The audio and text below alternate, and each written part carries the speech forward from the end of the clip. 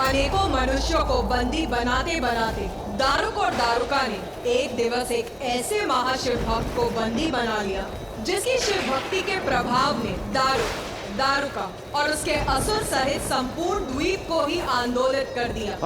ये भूकंप कैसा है? पीछे हटो अपनी रक्षा करो। दारुका संभाल।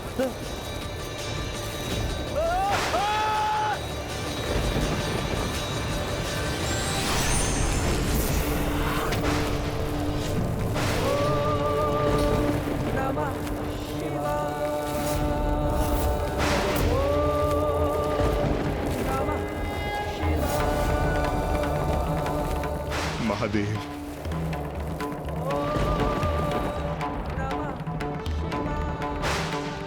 प्रभु मुझे विश्वास था कि आप अवश्य आएंगे। पुत्र सुप्रिय, मैं अपने भक्तों के लिए सदा प्रस्तुत होता हूं। मैं तुम्हारी प्रार्थना व्यर्थ नहीं होने दूंगा। वाह वाह, क्या भक्ति है शिव भक्त की। भक्त ने भगवान का आह्वान किया, ओम नमः शिवाय, ओम नमः शिवाय। भगवान प्रकट भी हो गए। वाह प्रभु, अब आप आ ही गए हैं तो आपका आदर सत्कार किया जाएगा। भाई आइए, आप आसन ग्रहण कीजिए। आसन ग्रहण कीजिए। यहाँ नहीं, यहाँ का अधिपति मैं हूँ प्रभु। आप भगवान होंगे कैलाश के। अपने भक्तों की रक्षा आप कैलाश पे कर सकते हैं, मगर यहाँ जीवन और मृत्यु का निर्णय मैं लेता हूँ प्रभु। तो आज आयोजन किया जा रहा है आपके भक्त की मृत्यु का। आप क्या करेंगे? यहीं कहीं बैठकर आप इस कार्यक्रम का आनंद ले सकते हैं, मगर आप इसमें हस्तक्षेप नहीं कर सकते प्रभु। वरना परिणाम बहुत ही बुरा होगा। अरे तुम खड़े खड़े मुंह क्या देख रहे हो? प्रवचन सुन रहे हो क्या? महादेव कुछ नहीं करेंगे। मेरी पत्नी को मां आदिशक्ति का वरदान है और हम सब असुर मेरी पत्नी दारुका के वरदान से रक्षित हैं। कुछ नहीं होगा, मारो।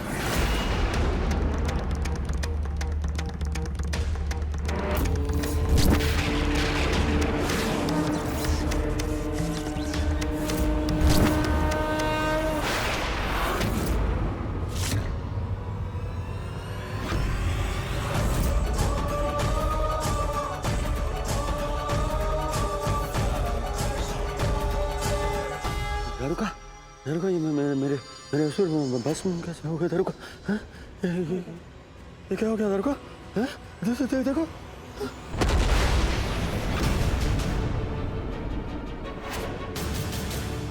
ओम नमः शिवाय, ओम नमः शिवाय।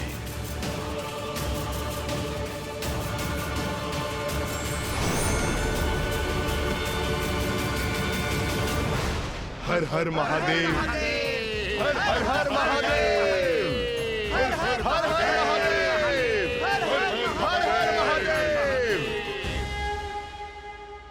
दारुक, दीर्घ अवधि से तुम निर्दोष जीवों को बंदी बनाकर उन्हें प्रताड़ित कर रहे हो, किंतु अब समय आ गया है तुम्हें तुम्हारे अपराधों का दंड प्राप्त हो। नहीं, ये उचित नहीं है।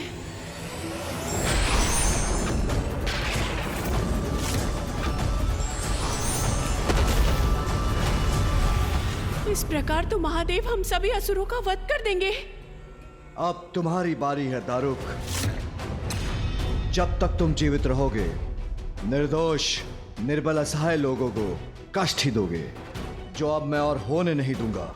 इसलिए अब तुम्हारा अंत ही उचित है। मेरा अंत होगा शिव के द्वारा, महादेव के द्वारा? कैसे संभव है? मैं कैसे करूंगा अपनी रक्षा? नहीं, ये नहीं हो सकता। ये कदापि नहीं होने दूंगी मैं।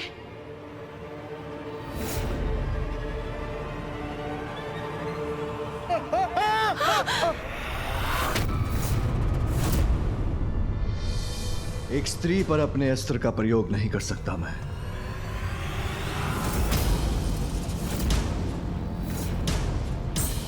महादेव मुझे देखकर दुविधा में पड़ गए। मेरी युक्ति सफल हो गई।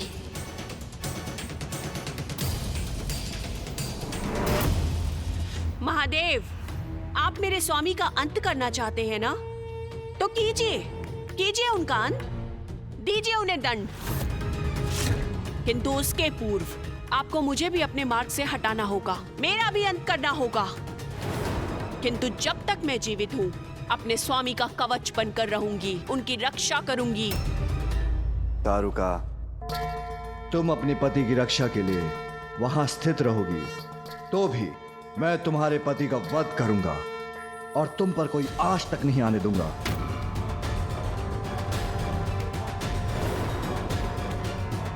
नहीं, ऐसा कदापि नहीं करेंगे आप महादेव।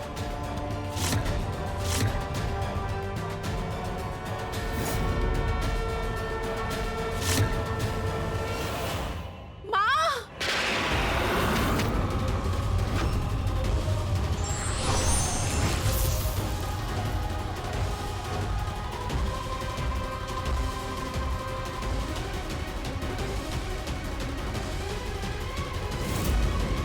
मेरे यहाँ स्थित रहने पर भी आप आगे बढ़ सकते हैं, किंतु अपनी पत्नी देवी आदिशक्ति के वचन और उनके कवच को भेद कर कैसे आगे बढ़ेंगे आप?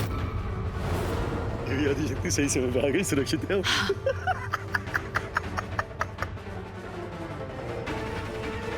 चलो अच्छा हुआ, देवी आदिशक्ति समय रहते आ तो गई, अब कुछ नहीं हो सकता मुझे, सुरक्षित हूं मैं।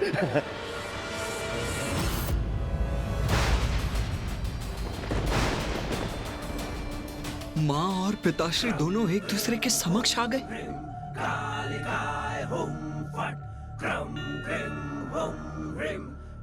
माता, दारुका ने तो आपकी आदि शक्ति के रूप को ही ढाल बना लिया, वो भी पिताश्री महादेव के विरुद्ध।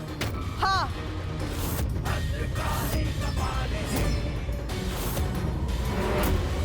मैं अत्यंत दुखी थी उस दिवस। मेरी ही शक्ति मेरे ही स्वामी महादेव को रोकने में बाधा बन रही थी, अति हो रही थी ये। किंतु मैं भक्त को दिए गए वरदान के कारण विवश हो रही थी।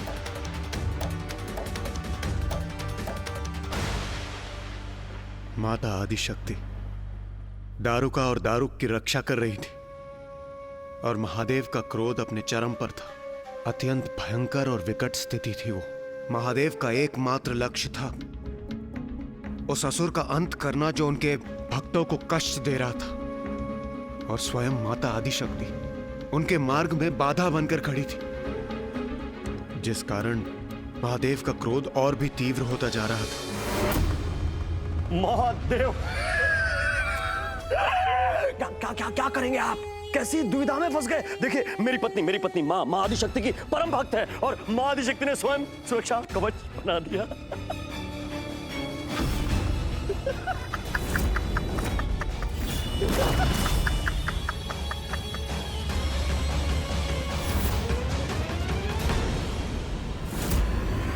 नहीं स्वामी,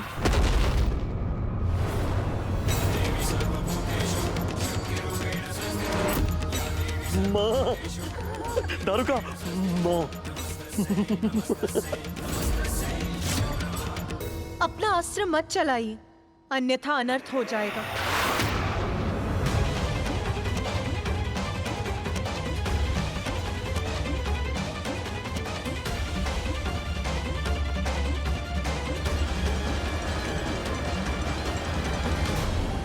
स्वामी, यदि आपकी और मेरी शक्ति का टकराव हुआ तो ऐसा विध्वंस होगा जिससे सृष्टि नष्ट हो जाएगी। मैं विवश हूँ स्वामी। संतान की रक्षा तो मुझे करनी ही होगी, फिर भले ही वो संतान भटकी हुई क्यों ना। नारी, माँ हैं आप, इसलिए आपका भावनाओं के अतिरिक्त में बहना स्वाभाविक है। किंतु तनिक विचार कीजिए, क्या ये उचित है आपके वरदान का आश्रय लेकर ये दोनों परजीवों के समान जीवन जिए,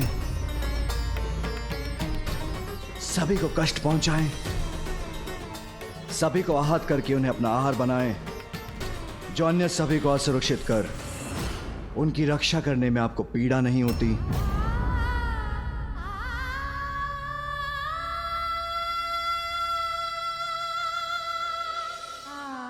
स्वामी, असुरों का तो ये स्वभाव है, उनसे और क्या अपेक्षा करते हैं आप? उनके आराध्य को कितनी भी पीड़ा पहुंचे, फिर भी वो वही करते हैं जो उनकी इच्छा होती है। उनकी तामसी प्रवृत्ति आपसे छिपी नहीं है स्वामी। दारुका की भक्ति ने मुझे विवश कर दिया है स्वामी। उसके पति की और उसके असुर समुदाय की रक्षा तो मुझे करनी ही होगी। बस हट जाइए मेरे मार्ग से।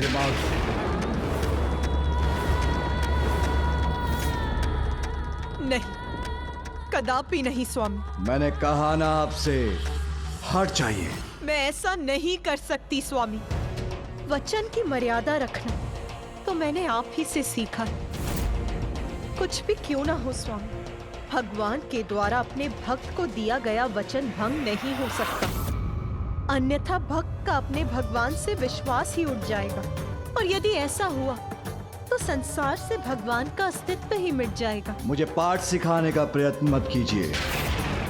मैं आपसे कह रहा हूं देवी, हट जाइए मेरे मार्ग से। नहीं स्वामी, मैंने दारुका को उसकी रक्षा करने का वचन दिया है, तो क्या भगवान का उसके भक्त की रक्षा करना अनुचित है? तो क्या अपने पति का विरोध करना अनुचित नहीं? अपने भक्त के उदाहरण से सीखिए। आप देखिए किस प्रकार अपनी निष्ठा से अपने पति की रक्षा कर रही है वो। स्वामी, आपके प्रति मेरा स्नेह, निष्ठा और समर्पण से आप भली भांति परिचित हैं। दोष मेरा नहीं, इस परिस्थिति का है। आप तो सदा अपने कर्तव्य के प्रति अडिग रहते हैं। क्या चाहते हैं आप? मैं अपने दायित्व को निभाने में असफल हो जाऊं?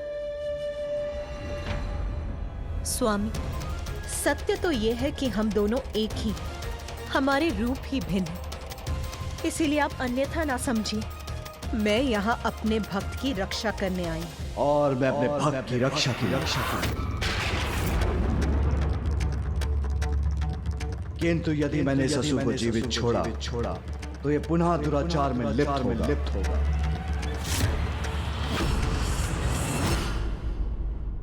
तो ठीक है स्वामी, हम दोनों अपने अपने स्थान पर उचित हैं। आप अपना धर्म निभाइए और मैं अपने दिए हुए वचन को निभाती हूँ।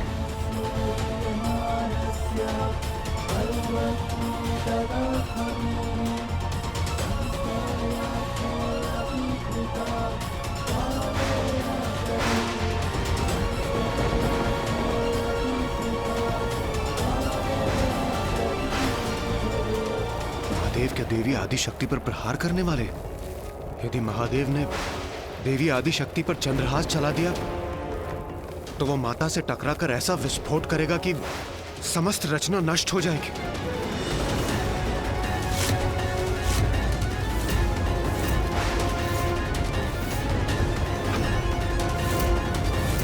माता और महादेव के मध्य का ये टकराव सृष्टि के लिए संकट उत्पन्न कर रहा है। इस स्थिति में हम हस्तक्षेप करें भी तो कैसे? महादेव और माता ही शांत होकर इस संकट को दूर कर सकते हैं।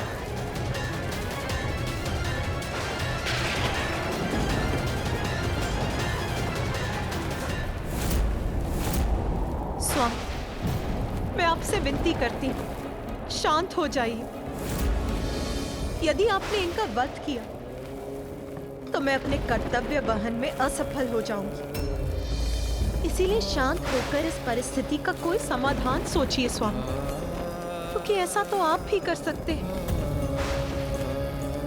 क्योंकि देवाधिदेव महादेव हैं आप, और उससे भी अधिक मेरे स्वामी हैं आप।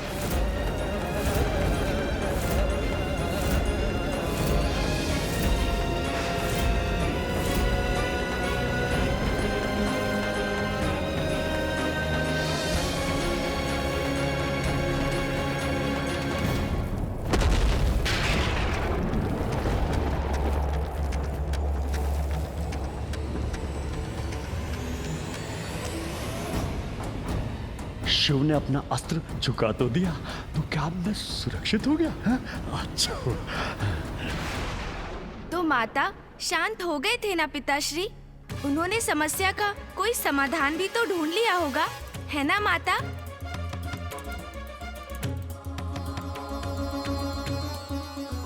मेरी उत्सुकता तो ये है कि पिताश्री ने ऐसा क्या समाधान ढूंढ लिया। तब मुझे भी ऐसा ही प्रतीत हुआ था कि महादेव ने शांत मन से इस समस्या का समाधान ढूंढ लिया है, किंतु नहीं, उन्होंने तो स्थिति और भी विकट कर दी। पिताश्री ने स्थिति और विकट कर दी? कैसे माता?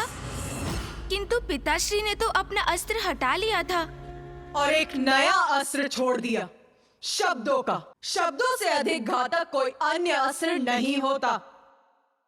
अपने शब्दों से उन्होंने स्थिति में ऐसी जटिलता उत्पन्न की कि मुझे भी उनके विरुद्ध अपने शस्त्र उठाने पर विवश होना पड़ा।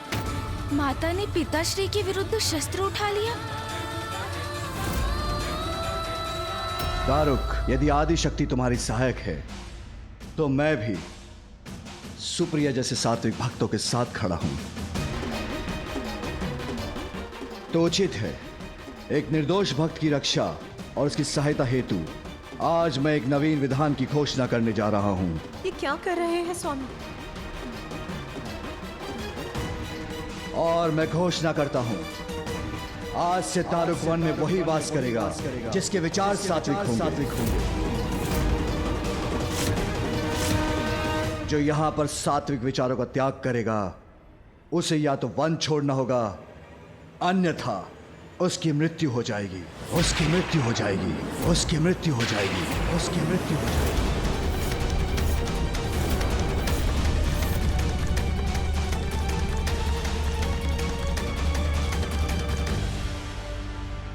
नहीं, ये उचित नहीं है।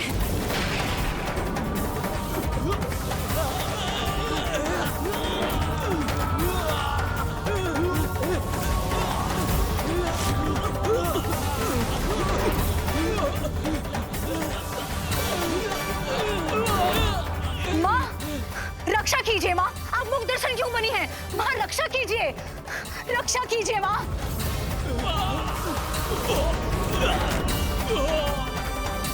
अपनी शक्ति दिखाइए, रक्षा कीजिए माँ।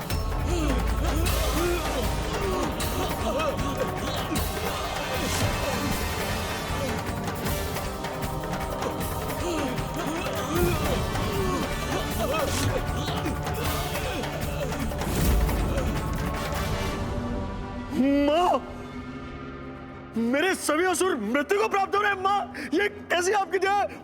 माँ, महादेव, आपने छल किया है हमारे साथ। माता आदि शक्ति के प्रभाव से पार नहीं पा सके तो आपने हमें श्राप दे दिया। नहीं, ये उचित नहीं है।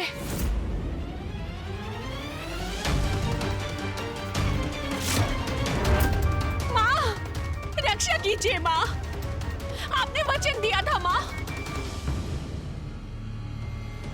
मुझे अपने वरदान की मर्यादा का मान रखने के लिए कुछ करना ही होगा। स्वामी, स्वामी,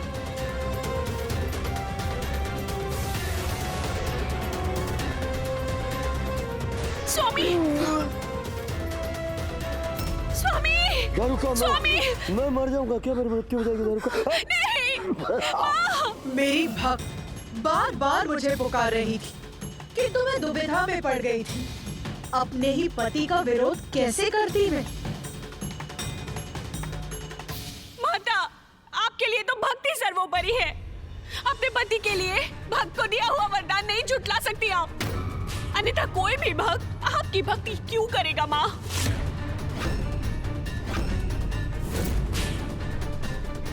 माता, मेरी गुहार सुनिए माता, हमारी रक्षा कीजिए माता।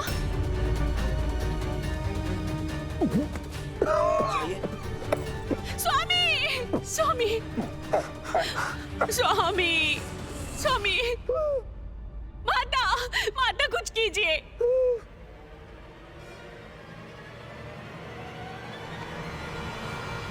महादेव,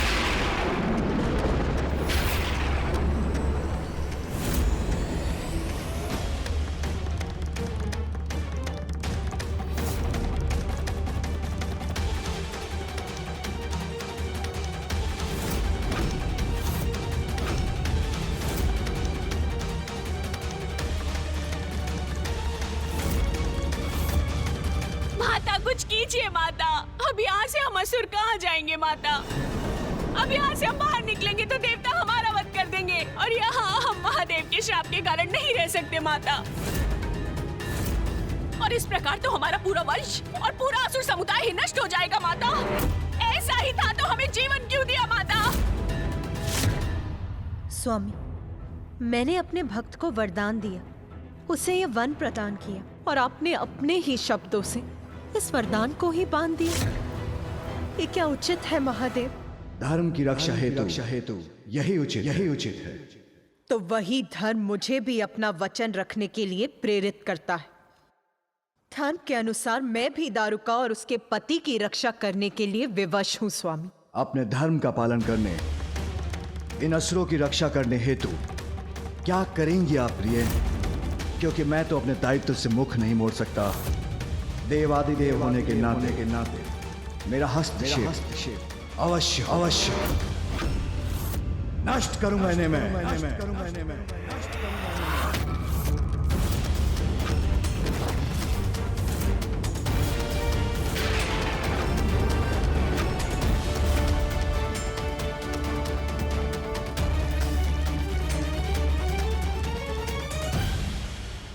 मैं ये वचन देती हूँ,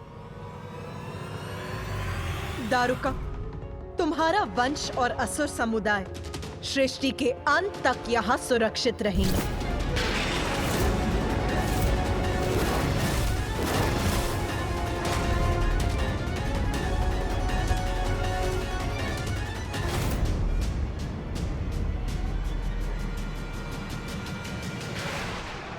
ऐसा वचन कैसे दे सकती हैं आप देवी? ये कैसे संभव है जो मैं कह चुका हूं कि मात्र सात्विक और शिव भक्त यहां विचरण करेंगे।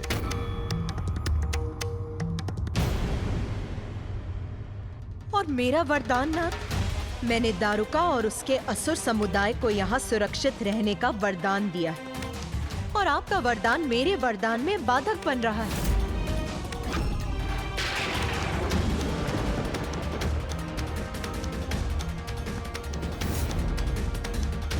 यही आपका मत है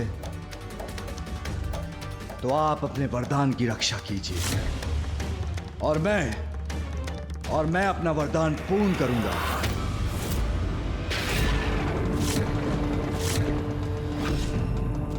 स्वामी, तो क्या आपकी इच्छा है कि मेरा और आपका टकराव? नहीं, मैं मात्र अपने वरदान की रक्षा करना चाहता हूं, जिसके लिए मुझे कोई भी संघर्ष स्वीकार है।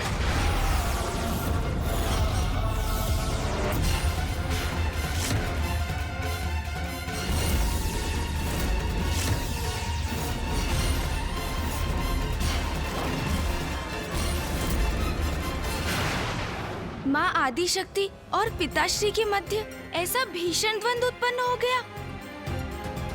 इस द्वंद्व का अर्थ क्या सृष्टि का सर्वनाश था माता?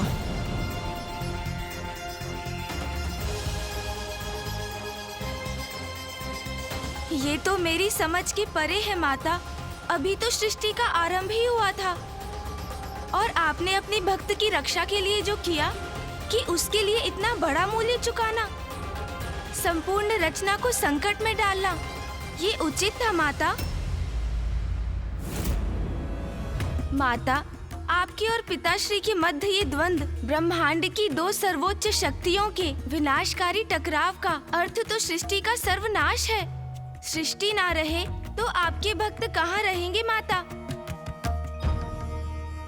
उचित कहा तूने गणेश, किंतु उस समय महादेव और मेरा क्रोध अपने चरम पर था।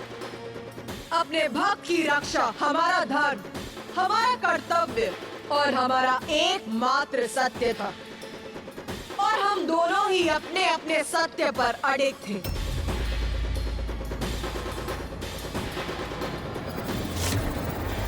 क्या हुआ देवी? जब आपने निर्णय ले ही लिया, आपका भक्त मुझसे ज्यादा महत्व रखता है, जिसके लिए आप मुझसे युद्ध करने के लिए तत्पर हैं, तो अब इतना विचार क्यों? मुझ पे प्रहार कीजिए।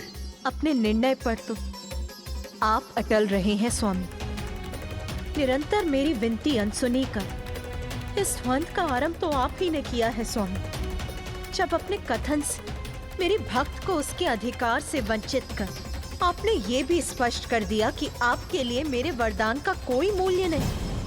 मुझे मेरे भक्त को दिए गए वरदान की मर्यादा की रक्षा के लिए इस संघर्ष के सिवाय कोई उपाय छोड़ा ही कहाँ है आपने स्वामी। ये क्या हो रहा है? महादेव और मां आदिशक्ति का वाक युद्ध तो अब वास्तविक युद्ध में परिवर्तित होने जा रहा है और इस अनर्थकारी युद्ध के कारण हम हैं। ये क्या हो गया हमसे? कष्ट में भी आनंदित हो गया हूं मैं ये दृश्य देखकर। वाह, मेरी पत्नी और मेरा इतना प्रभाव है देवी आदिशक्ति पर कि हमारे कारण वो महादेव से युद्ध करने के लिए प्रस्तुत हो गई। महादेव, मां आदिशक्ति, आप ये क्या करने जा रहे हैं? स्वयं को संयत कीजिए, शांत हो जाइए, शांत हो जाइए। आपके मध्य युद्ध हुआ तो सर्वनाश होगा, सृष्टि नष्ट हो जाएगी। आप जगत जननी है माता और आप जगत पिता है महादेव, इसलिए सृष्टि की रक्षा के लिए कृपया शांत हो जाइए। शांत हो जाइए प्रभु, शांत हो जाइए माता, शांत हो जाइए।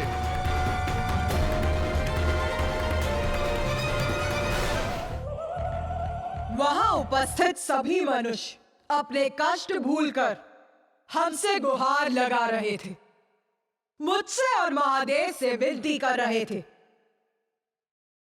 और मैं उनकी गुहार सुनकर असमंजस में डूबती जा रही थी। एक और तो मैं एक स्त्री थी, एक पत्नी थी जो अपने पति के विरुद्ध जाने के लिए विवश हो रही थी, किंतु दूसरी ही ओर मैं अपने भक्तों के लिए मां भी थी और जगत जननी होने के कारण जगत का विनाश होते हुए नहीं देख सकती थी। इन सभी दायित्वों का अंतर्बोध मुझे व्याकुल कर रहा था। अपने ही आधार को कोई क्षति कैसे पहुंचा सकता है भला? इसीलिए स्वामी, जो मेरे जीवन का आधार है, उन पर वार करने के विचार से ही मेरे हाथ कंपित हो उठे थे। किंतु माँ के जीवन का सबसे बड़ा आधार तो उनकी संतान ही होती।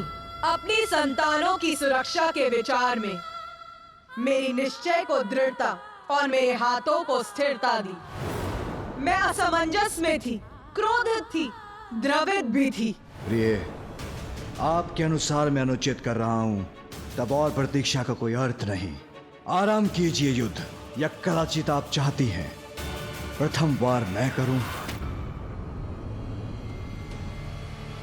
स्वामी, आप ही कीजिए प्रथम बार, द्वितीय बार और अंतिम बार, और क्यों ना समस्त प्रहार आप ही कीजिए स्वामी। मैं ही करूं वार, अर्थात आप मेरे स्वामी हैं नाथ, इसीलिए मेरे हाथ आप पर वार करने, आपको क्षति पहुंचाने कदापि नहीं उठ सकते। ये क्या कह रही है माता? वो वार नहीं करेंगी तो युद्ध ही नहीं होगा, महादेव की इच्छा पूर्ण होगी, हमारा अंत हो जाएगा। किंतु माँ, अगर आप वार नहीं करेंगी तो?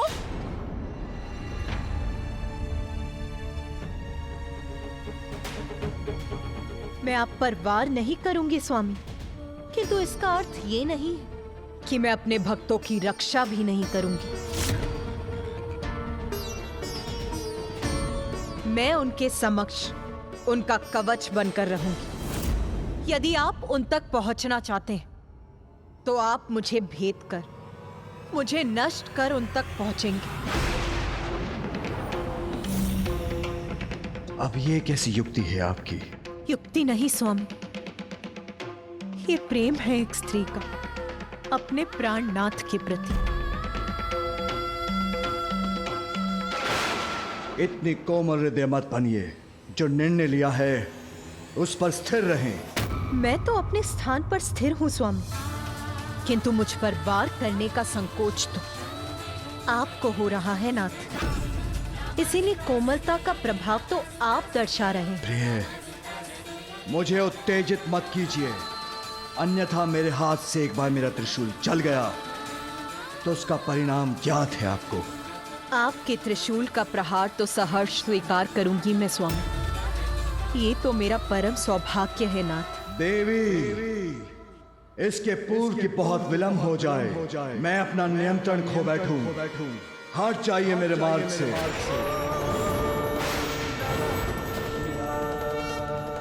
स्वामी, स्वामी।